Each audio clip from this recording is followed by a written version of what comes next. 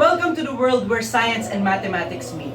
In this video, we are going to show you how to solve work by integration. So let's get started.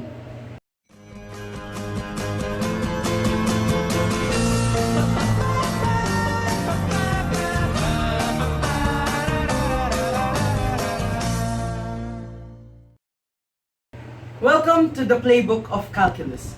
In physics, a force is said to do work if and only if when acting there is a displacement from the point of application with respect to the direction of the force. Therefore, we can define work as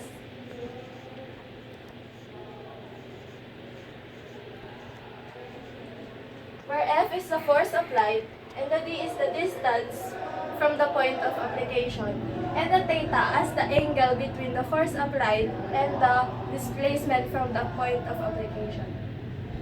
Say a force of 5 Newton is applied on the box. F equals 5 N. After applying the force, the box was displayed by 7 meters. B equals 7 M. Where the angle between the force and displacement is 0 degrees. So the angle is 0 degrees. Applying the equation for work, W is equals to F D cosine theta, where F is equals to 5 and D is equals to 7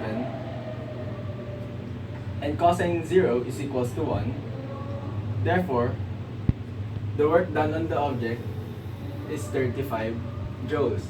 Now, relating the concepts in physics, we can use calculus to find work. In specific, we can use integral calculus to find the work done on an object.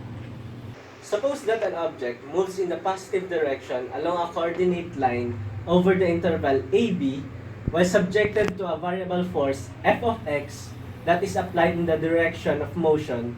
We can then define the work performed on the object by work is equals to f of x dx from A to B, where f of x is the variable force, A to B as the displacement.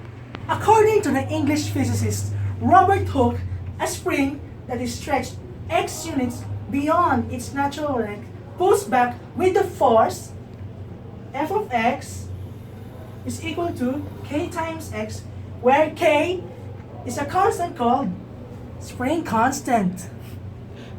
Now, let's apply. Say a spring exerts a force of 5N, eraser please. Exerts a force of 5N when stretched 1M beyond its natural length.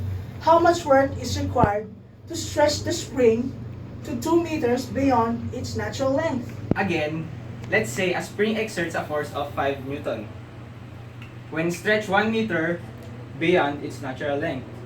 Natural length means 0 meters. Let's say that is our A.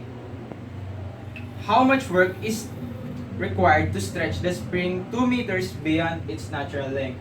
So our B is 2 meters.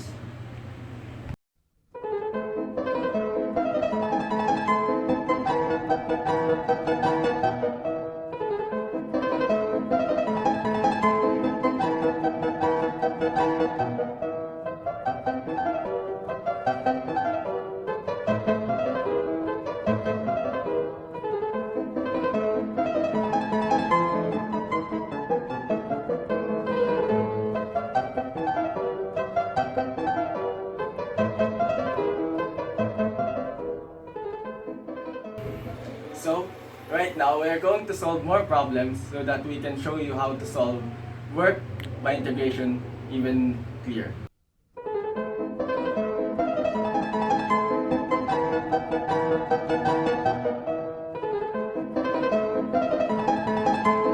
So, the given f of x is 16x according to the problem, and from natural length, which is 0, up to 0.25 meters. So to solve the integral, work is equals from A to B, so 0 to 0.25 meters. And the f of x, 16x dx. So integrating 16x squared over 2 is equals to 8x squared integrated from 0 to 0.25. So, solving for this, our final answer is 0.5 joules. Easy, right? We want to solve more problems relating to work by integration so that we can further understand it clear.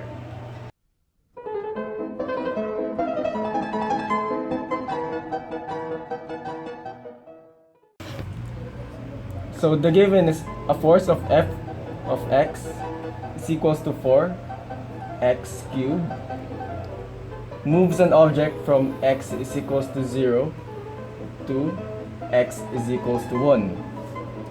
Calculate the work. So given f of x, we use the formula w is equals to from a to b, so 0 to 1, f of x, which is 4x cubed dx.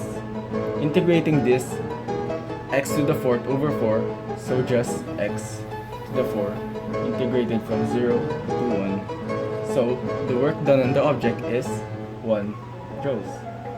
Simple, right?